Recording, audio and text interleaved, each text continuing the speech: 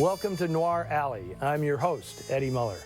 As great as my digs are, this place can get lonely. So today, I am happy to welcome my first visitor to Noir Alley, Chris Mitchum, a filmmaker, writer, actor, and son of screen icon Robert Mitchum, who's the star of today's film, Out of the Past. Chris, welcome. Thank you, Eddie. Nice to be here. Thank you for being here.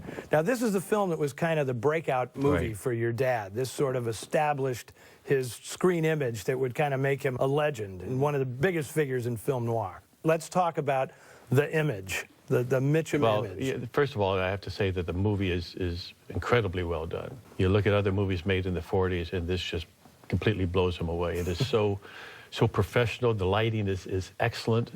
The repartee of the dialogue is snappy and quick and very funny. Now, you know, and your dad was what they call a natural on screen. And he, you know, I want you to talk a little bit about his backstory, because I think you just see it in the film. I mean, he carries it all on screen with him.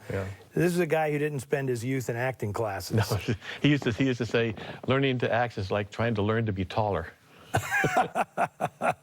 So, and you told me a story about how early he had left home, even earlier than the legend has it. Yeah, the most biographers say that he left home at the age of 14. He told me he pretty much left home at the age of 12 in 1929 when Depression hit. His family couldn't feed him, so he just took one mouth away from the table, so it'd be easier for him. And he'd get jobs when he bummed around the country and take $1 and send it home to his mom, and just supported himself. And I think that was one of the backgrounds in acting, because when you're 12 years old and you're on the road with a bunch of men who are hobos in the Depression, one, you got to be tough, or they'll eat you up. And two, he had to learn to assimilate and fit into whatever the environment was, so he wouldn't stand out and get called out. And so I think that ability, that sort of natural training in life, gave him the ability to assimilate a role and become the character. And it's interesting because a lot of times when he was establishing this screen image and becoming a big star, critics weren't always kind to him, you know, because they said, this guy isn't even acting. But now he is this legend. I mean, I dare say that he has become, over time, sort of the noir figure. Tell me. Don't you? Don't what? I don't want to die. Neither do I, baby, but if I have to, I'm going to die last. Well, his life was noir. You know, he had his bumps and downfalls, but he persevered through, and you know, he didn't, well, I guess he did die at the end, but it wasn't the type, typical film noir death. But on his terms. And on his terms, right. Exactly. I do want to talk about Jane Greer for a second. Okay. Because I knew Jane, and she was a delightful person. It's hard to believe in this movie that she is 22 years old. I can't believe any of them are that young. Douglas was young. My father was 29. Your dad was 29. Kirk was 26, I think, when they made this film. They're kids. They're basically kids, and they look like the most savvy, world-weary people in this movie. But I have this little cherished item that I wanted to share. Oh, that's great. This is Life magazine from the release of Out of the Past, when Jane was the cover girl on this magazine. She was very proud of that. And they do a whole thing plugging Out of the Past, because this really was, you know, it was a breakthrough film for all of them. You know, Jane really had not done a lot of stuff before this. Well, they spent a lot of money on that film. That was one of the bigger budget films. Yes, and RKO made this film. I call it the House of Noir. And the cinematography that you talked about earlier is by a guy named Nicholas Musaraka, who is one of the best, right, in the business. And there's so many beautiful looks in this film, and every scene has a very distinctive lighting. The noir continuity, I mean, you look at the dress of Jane, she's kind of light colors at the beginning, and as the film progresses, her wardrobe gets darker and darker and darker. Exactly. So I think it's time to let people see this movie, Chris. Okay. All right. From 1947, directed by Jacques Tourneur, here is Out of the Past. And Jane Greer, she will get you every time. Back with me to discuss Out of the Past is Chris Mitchum, son of Robert Mitchum. So, fantastic film. Yeah, wonderful film. One of the great things about it is your dad's voiceover in this film, which is probably, I'm going to say, with William Holden and Sunset Boulevard, this is the best voiceover in film noir. And one of the reasons for that is because your dad just had this incredible voice. Yeah. Well, he told me that when he first started acting, he had to raise his voice to a higher octave because it was so deep it wouldn't pick up on the register. Really? Yeah. I mean, he could talk. It sounded like a rumble. Yeah, yeah. I mean, it's so distinctive. You know, Yeah. you have a little bit of it. I can hear a little of it. I can definitely see your dad in you. Listen, I'd be making commercials and a lot of money if I had his voice. Yes.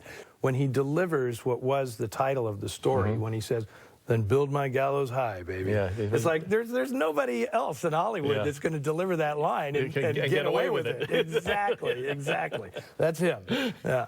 So I want to ask about Kirk Douglas because I've heard tales that they were extremely competitive when they were making this movie. Well, the last guy in the world. I hate surprises myself.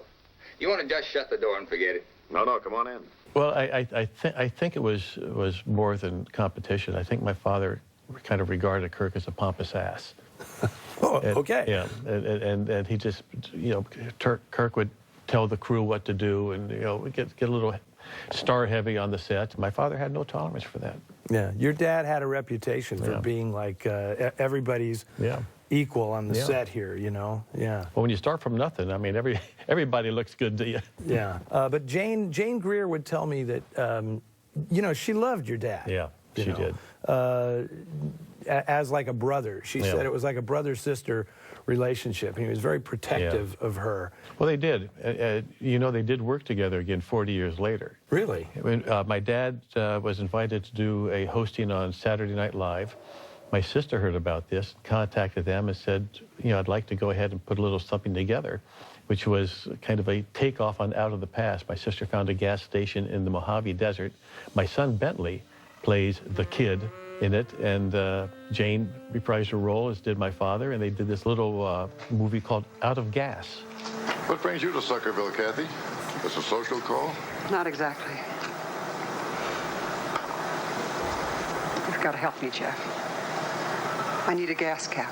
Was it a good thing to be Bob Mitchum's son? Well, I wasn't really, he was such a normal person at home.